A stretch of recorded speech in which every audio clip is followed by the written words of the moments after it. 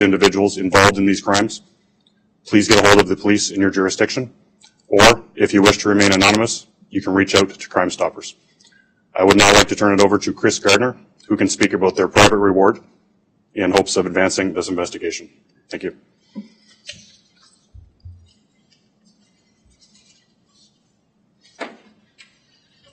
Thank you very much, Superintendent Elliott. It's a pleasure to be here today. And if you think about what happened this morning, approximately 250,000 men and women went to work on a job site in British Columbia. These construction workers are building our province, everything from schools, roads, bridges, community facilities, and pipeline infrastructure. And if you think about the recollection of what happened on that night in February, as recounted by Superintendent Elliott, these acts of violence were planned, coordinated, premeditated, and carried out with precision. People were threatened, lives were at risk, and more than $20 million worth of equipment was completely destroyed. The level of fear that these workers experienced was horrific. And you can hear it in the voices of the workers and the crews who were on that site that evening.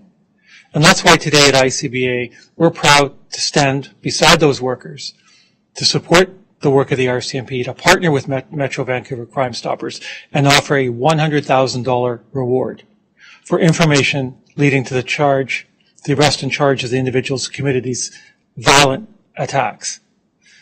No worker in any workplace in British Columbia or their family should live in fear that when they go to clock in, go to their place of work, that they're at risk of attacks from thugs and criminals. That's why we're hoping that this $100,000 reward will prompt people to come forward with information that will allow the RCMP to make arrests, lay charges, and bring accountability and justice for the victims over this very, very serious incident. I'll now turn it over to Linda Annis, the Executive Director of Metro Vancouver Crime Stoppers.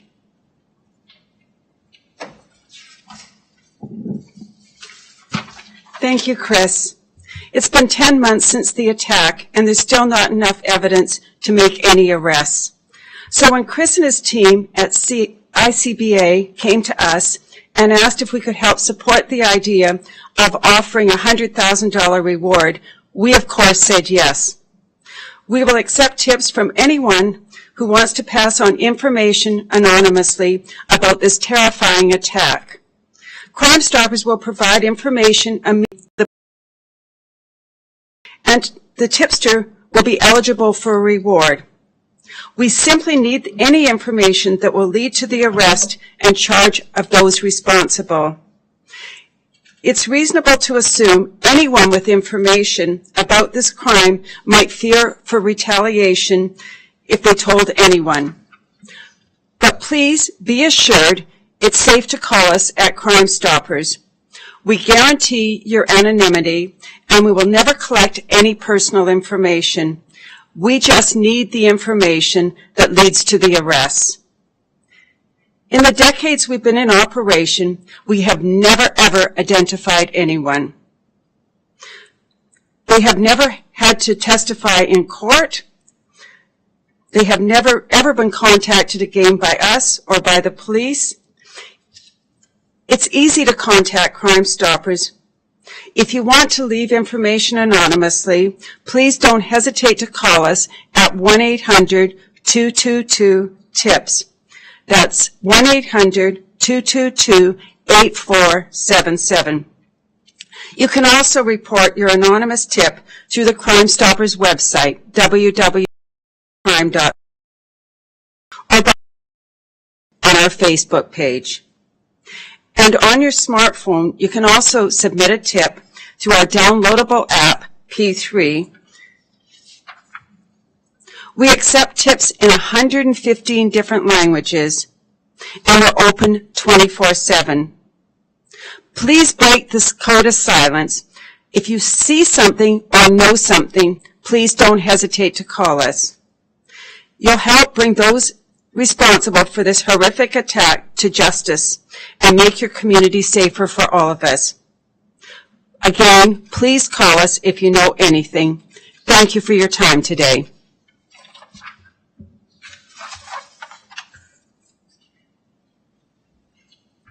Thank you, Lynn.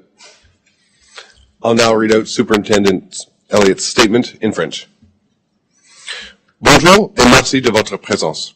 Je souhaite également remercier Chris Gardner, membre de Independent Contractors and Businesses Association, et Linda Annis, membre des chèques au crème de la région métropolitaine de Vancouver, et s'être rejoint à moi aujourd'hui. Il y a bientôt 10 mois que le détachement de la GRC de Houston a commencé son enquête sur les attaques visant des employés et du matériel de Coastal GasLink. Les attaques sont survenues sur le chantier du projet, sur le chemin de service forestier Martin, près de Houston. Au cas où vous ne serez pas fait de ce qui s'est passé, voici un résumé. Le 17 février 2022, un peu après minuit, des agents de police ont été appelés à se rendre sur le chantier de Coastal GasLink sur le chemin de service forestier Martin.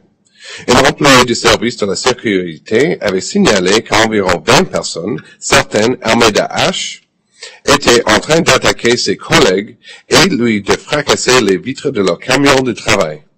Les agents ont fait tout leur possible pour se rendre immédiatement sur les lieux, mais ils ont été ralentis par un certain nombre d'obstacles de taille placés à différents endroits sur la route. Au kilomètre 41, la route était bloquée par les arbres abattus, des souches recouvertes de gourdons, des fils de fer, des planches cloutées et des débris en feu au milieu de la route.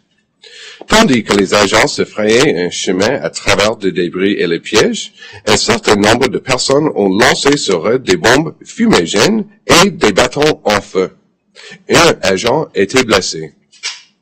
Ils ont éliminé des photos et des séquences de vidéos et ont interrogé plusieurs victimes, témoins et personnes d'intérêt.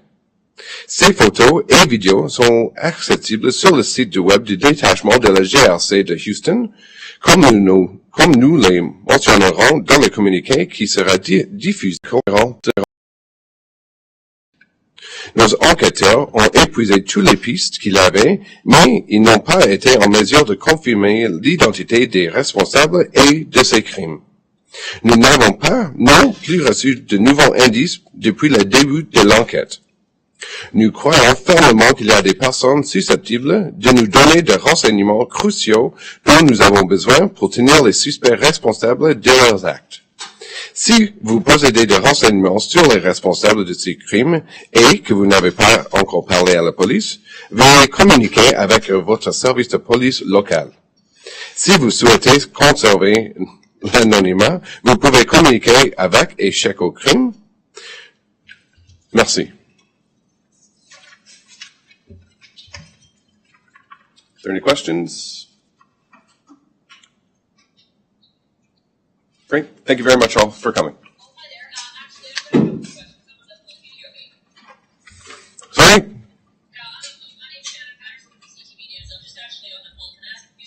Yeah, of course.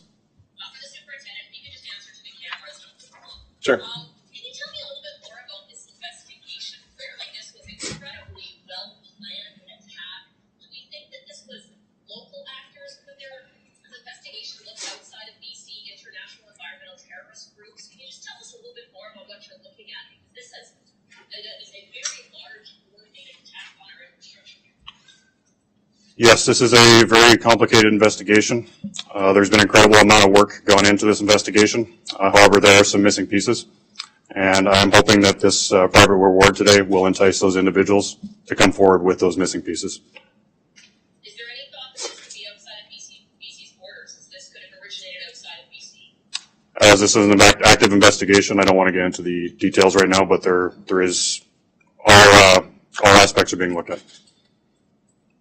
What is being done now to protect that website? Because obviously this can't happen again. The RCMP continues to maintain a presence in the Forest Service Road area and has since 2019. And that presence has been increased since the attacks in February. And we will continue to maintain a presence there in the interest of public safety. Is there a thought that a reward, that there are people out here who know something, and that if they can remain anonymous, that there's a financial incentive that this could shape loose the Yes, I do believe there are people out there who know something, and I do hope this reward will entice those people to come forward so we can fill in those missing pieces of the investigation. Chris, can I ask you, your workers at that site, how are they doing? Because it was a very traumatic event for them, and obviously continuing to go to work after something like that. Yeah, you know, if you listen to the accounts of the union representing the workers is CLAC, you can hear the fear in the way they accounted the incident that happened that night. And you can imagine the challenges that both they as individuals, their family, and their friends went through when you've got well-armed, well-masked men, individuals attacking people violently, threatening lives, destroying equipment. It would have been a horrific event and something that none of us would never want to be in ourselves.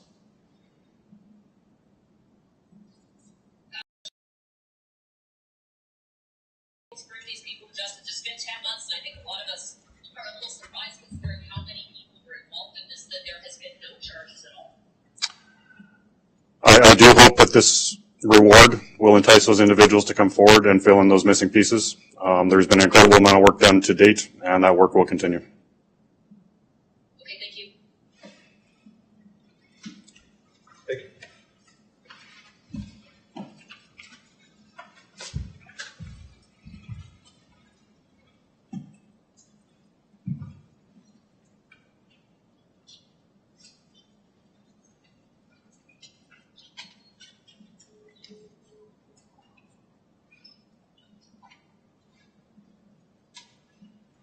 Thank you.